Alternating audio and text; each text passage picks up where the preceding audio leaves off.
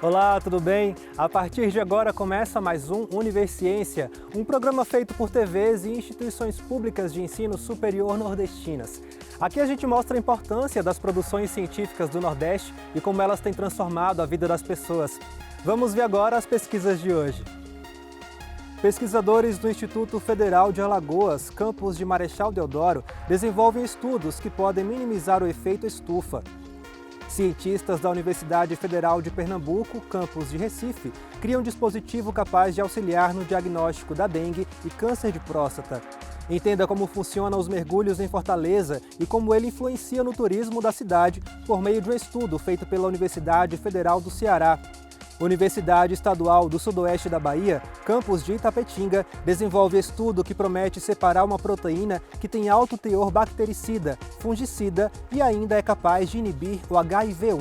Tudo isso você confere a partir de agora no Universiência.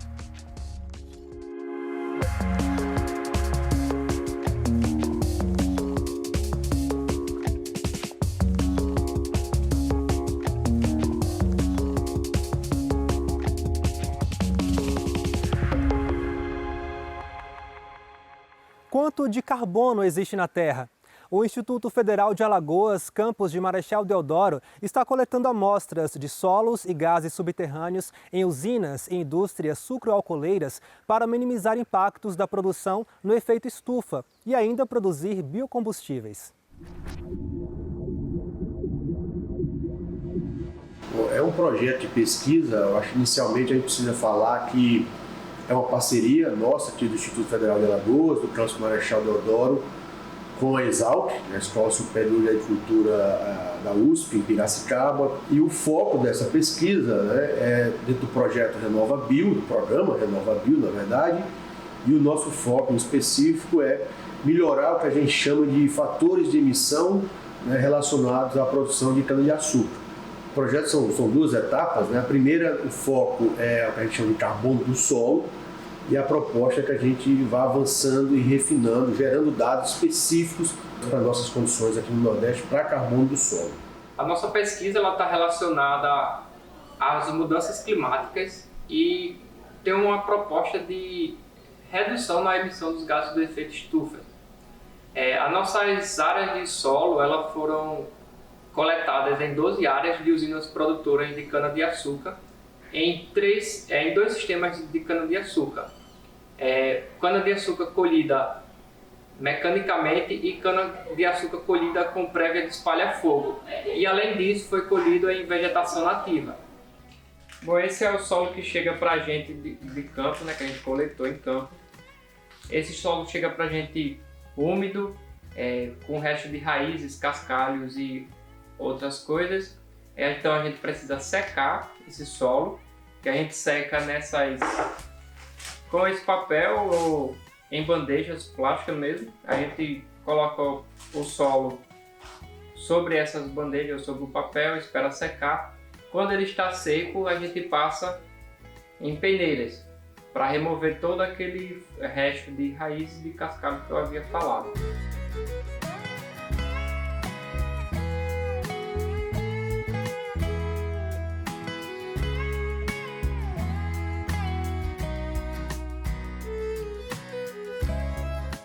Essa é uma subamostra de solo, que nós pegamos uma pequena parte da amostra de solo que trouxemos do campo e nós maceramos essa pequena amostra, passamos em peneira para deixá-la na textura mais fina que conseguimos. E essa subamostra vai ser usada para a determinação do carbono. Bom, esse é um analisador de carbono, e ele serve para fazer amostras, determinar carbono, tanto em amostras líquidas quanto em amostras sólidas. Então aqui a gente determina amostras líquidas e ali é um forno, basicamente, que a gente faz a parte de sólidas, no nosso caso, a amostra de solo, e ele vai servir justamente para fazer a análise do carbono do solo que eu mencionei antes. Essas amostras foram trazidas para o laboratório com o intuito de realizar algumas análises. Entre elas foram realizadas análises de carbono orgânico total, fracionamento físico da matéria orgânica e da biomassa microbiana do solo.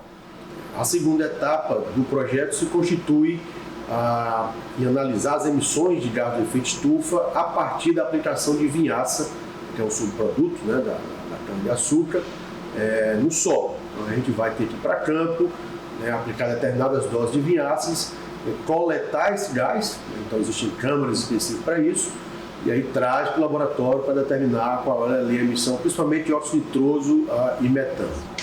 Isso é um dos modelos de câmara para coletar gás que a gente leva para o campo, né? Então a gente vai levar isso para o campo com a área de produção de cana, vai colocar uma determinada dose de vinhaça aqui dentro, fecha com essa parte branca e aí vai coletando com essas seringas durante alguns minutos, num período de coleta que vai durar mais ou menos 30 dias.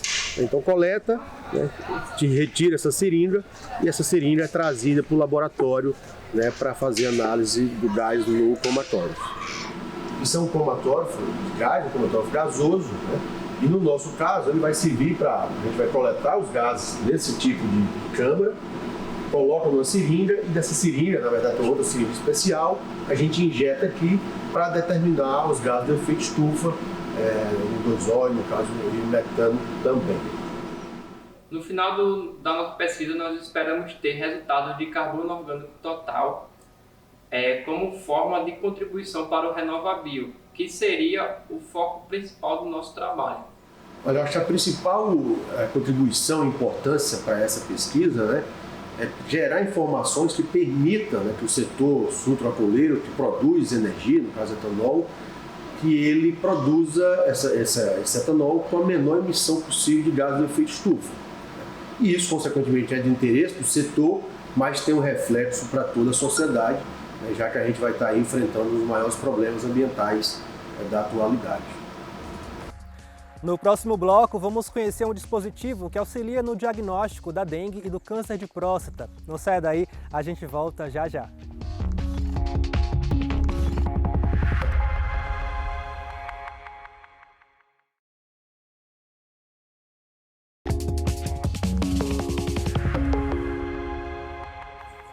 A demanda das indústrias farmacêuticas e de alimentos por biocompostos ativos é crescente e as técnicas de separação desses compostos são muito eficientes por meio da técnica de cromatografia de afinidade. Pensando nisso, pesquisadores da Universidade Estadual do Sudoeste da Bahia, campus de Itapetinga, desenvolveram uma coluna capaz de separar uma proteína que tem alto teor bactericida, fungicida, antitumoral, inseticida e ainda é capaz de inibir as enzimas do HIV-1. Tudo isso através da lectina, que se encontra na banana. Entenda mais sobre essa pesquisa agora.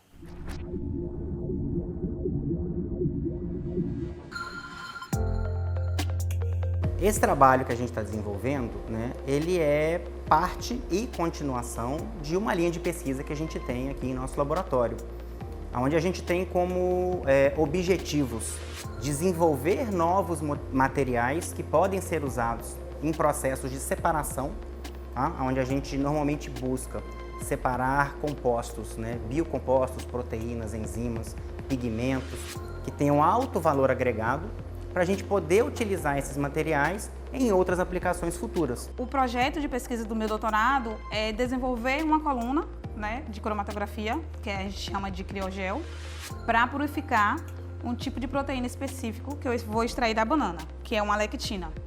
O nome dessa lectina é a Banlec, justamente porque ela é extraída da banana, né? E com esse criogel, a gente vai conseguir funcionalizar ele a partir de uma condição que eu sei que a minha lectina vai poder se ligar a esse composto. Então, no caso, a gente vai usar um açúcar, onde a minha lectina vai se ligar, e eu vou conseguir extrair apenas esse produto de interesse, que é a minha proteína. A gente tenta conciliar um viés social ao trabalho, né? Então a gente não pensa simplesmente em pegar e retirar, por exemplo, do mercado a banana para produzir uma proteína que vai virar um medicamento.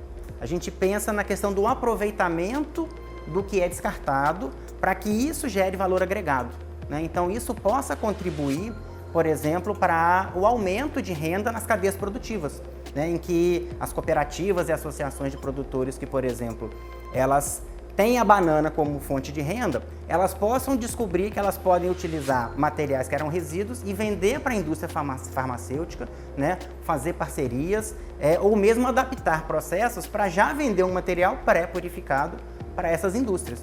Além disso, A grande maioria dos materiais que são utilizados nesse segmento no Brasil, eles são importados. Então a gente tem uma preocupação muito grande de tentar nacionalizar a tecnologia e tentar trazer aqui para o Brasil produtos e materiais que sejam a um custo acessível e que a gente possa, de um modo geral, baratear todos os elos da cadeia produtiva a partir disso. Mas nesse momento a gente vai estar testando apenas a resposta imunológica. E esse teste de resposta imunológica que a gente está fazendo com nossa proteína, a gente vai fazer, né, em convênio com a Universidade Federal de Lavras, onde a gente tem essa parceria, e esse último teste vai ser realizado lá. Aí a gente conseguindo realmente determinar que a gente conseguiu purificar, que a gente conseguiu desenvolver uma coluna, que o objetivo realmente de desenvolver essa coluna é porque as colunas cromatográficas comerciais, elas são caras. E esse processo que a gente faz é um processo mais barato comparado às colunas comerciais. Então a gente vai ter uma coluna de purificação específica para esse tipo de proteína que seja barata, né? A gente vai ter um extrato também que é barato, que a banana é um produto que a gente consegue comprar facilmente.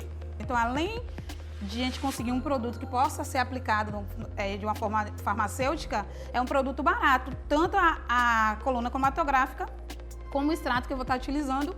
E, por fim, a minha lectina, ela vai ter um valor, se a gente for fazer no final uma comparação, ela vai ter um valor bem mais barato comparado a uma coluna comercial que já existe. Então, o objetivo justamente é fazer uma coluna que possa purificar uma determinada proteína que seja um processo bem mais barato do que o atual. A gente pode ter diversos benefícios, tá? Desde o uso direto dessa proteína, né, em formulações. A gente pode pensar, por exemplo, se ele tem uma função antimicrobiana, ele pode ser utilizado na formulação de alimentos, ou ele pode ser utilizado na formulação de embalagens como um antimicrobiano natural, em substituição a antimicrobianos sintéticos que existem.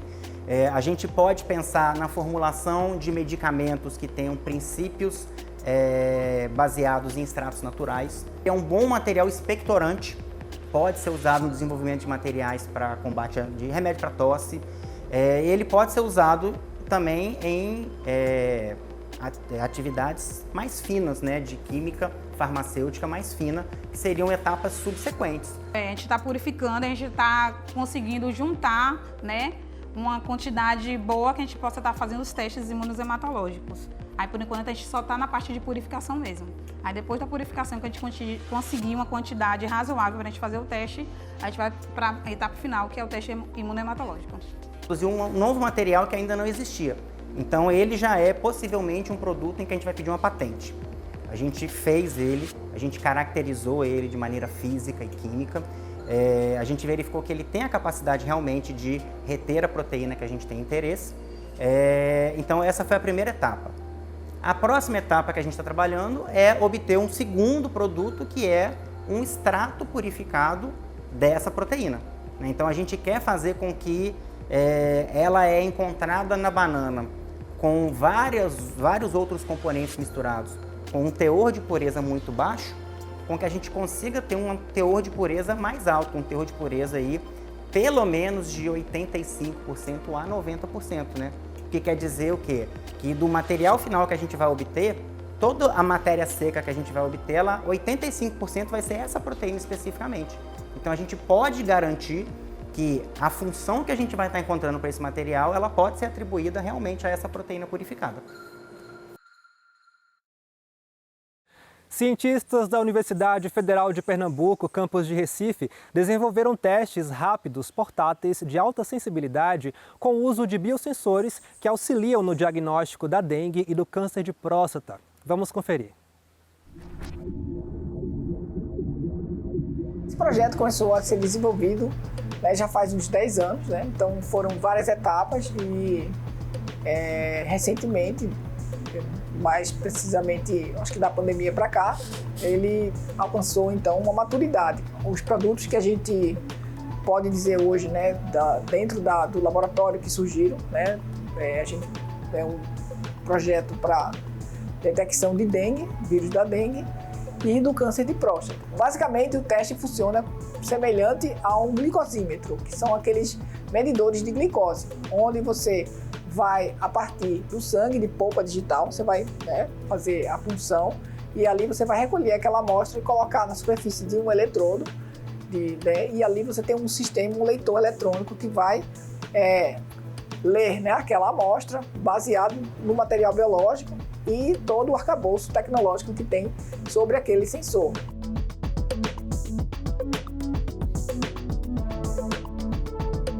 Da mesma forma que aquela tira que a gente tem no sensor de glicose, aqui a gente tem esses eletrodos que a gente modifica com nanomateriais e é aqui que a gente vai depositar a amostra biológica.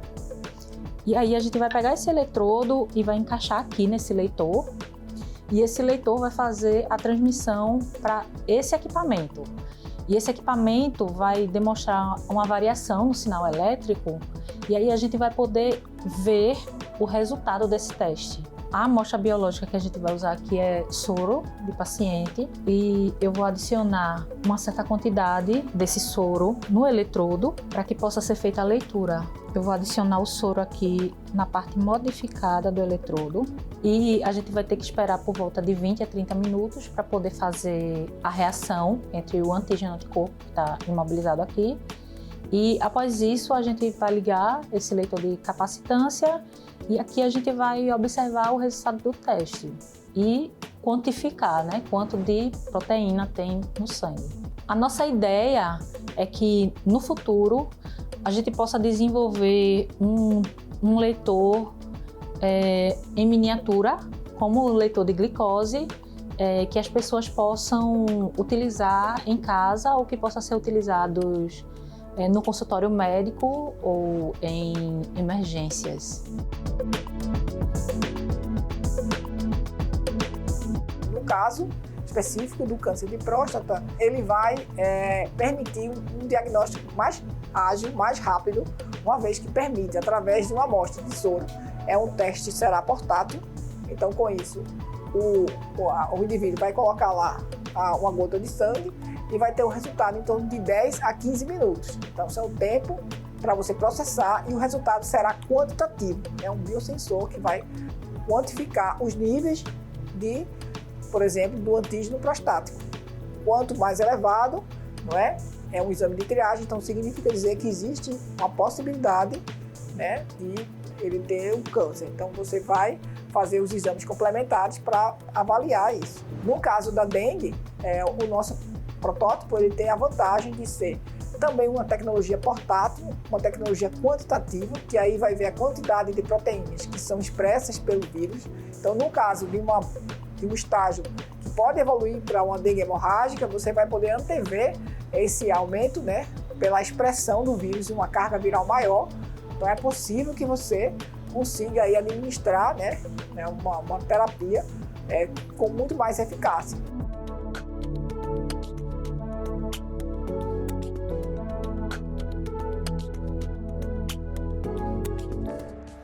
No próximo bloco, a gente vai entender como funcionam os mergulhos em Fortaleza e como eles influenciam no turismo da cidade. A gente volta já.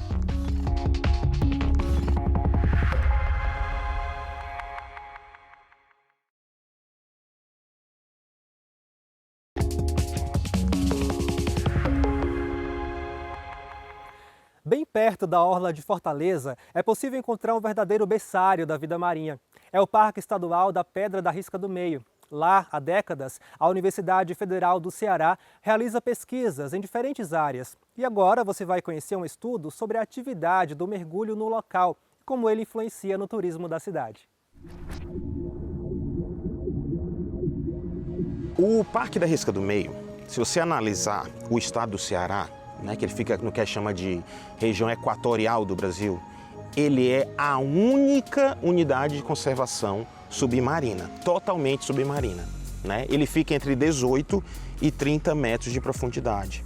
Então, ele é uma região que a gente chama de berçário, é uma maternidade da vida marinha, né? É uma região que essas espécies podem se reproduzir, né, sob menor, digamos assim, impacto humano. O parque fica a 18 quilômetros da costa, 18 quilômetros do Porto do Mucuripe. Ele é um ponto de referência bem específico, que é justamente onde os pescadores saem, né, e vão fazer a sua pesca e voltam para lá, que vendem ali no mercado dos peixes bastante. É uma área importantíssima e é a principal área de turismo de observação de mergulho que a gente tem no Ceará. Nós temos alguns naufrágios aqui na costa cearense, mas quando você pergunta para as pessoas onde vocês querem mergulhar, a maior parte das vezes, e na pesquisa confirmou isso, é o Parque Estadual Marinho, porque tem vários pontos lá dentro, né? Uns para iniciantes, outros mais para quem é avançado. A quantidade de peixes que a gente consegue encontrar lá é uma coisa que atrai muito o mergulhador. Então nós temos dois fatores, que é a quantidade e, digamos, a qualidade, as diferenças entre peixes, né? Não é que você encontra um tipo de espécie ou duas, são várias espécies. Você olha para a direita, vê um peixe colorido, aí de repente você olha para a esquerda, você tem um cardume de peixes. Então o mergulhador busca isso. A UFC, na verdade, ela está desde o início da criação do Parque Estadual Marinho Pedra Risca do Meio, né, em 97. Porque já várias pesquisas da universidade subsidiaram a criação do parque, né? Você tinha que ter uma justificativa para criar um parque, né?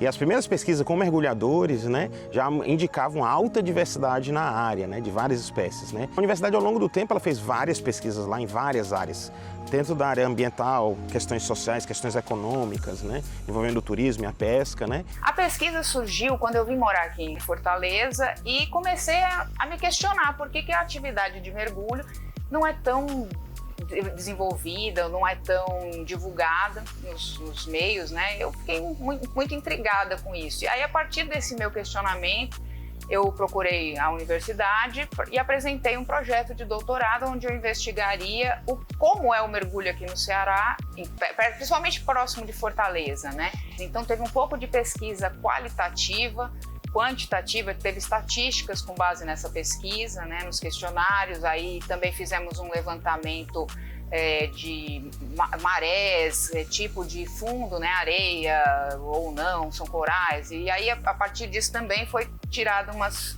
conclusões a respeito das espécies que costumam estar lá, né? Então a pesquisa ela abrange vários pontos, né? Também teve a parte de logística, que nós fomos mergulhar com as escolas que estavam na época aqui, né? Fui apurar como é que é as saídas de mergulho, como é que barco que usava, como é que era o embarque, desembarque, para encontrar todo o cronograma, né? Desde o início, o aluno iniciante, até o mergulhador que vem aqui para o turismo, como é que ele fica sabendo, como é que ele contacta uma escola de mergulho e como é que é a atividade realizada. A minha pesquisa teve vários pontos de conclusões, vamos dizer assim, né? Alguns deles, por exemplo, que o parque é o local mais desejado para se mergulhar, é um lugar muito querido pelos mergulhadores. Infelizmente não é tão conhecido, isso também foi porque a pesquisa ela foi pelo Brasil, né? Não foi só mergulhadores daqui, né? Então, muito pouca gente conhece a existência do parque, isso é uma pena.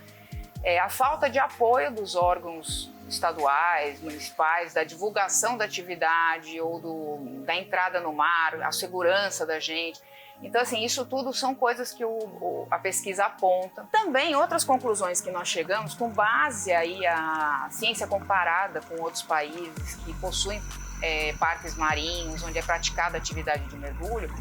Foi muito interessante nós descobrirmos que o mergulho é uma atividade que pode trazer tanto empregos como recursos indiretos, né? Além da preservação. Essa pesquisa da Ana Flávia Pantalena, ela é importante porque os mergulhadores são aliados, né? Eles são aliados. Inclusive, eles foram um dos que mais lutaram para criar o parque, né? E eles também pressionam a sociedade, os órgãos, né, para que exista fiscalização. Eles ficam relatando os problemas que tem lá, os pontos positivos, que levam à formação de mais mergulhadores, de mais pessoas apaixonadas pelo mar, né? Eu espero que com o passar dos anos aí tenha mais interesse da população pelo parque, mais respeito pelas atividades praticadas no parque e mais empenho em cuidar desse recurso, né? Tem muita coisa bonita lá, muita coisa única, e se a gente não cuidar agora, talvez as próximas gerações não consigam ter o prazer de ver o que a gente vê hoje.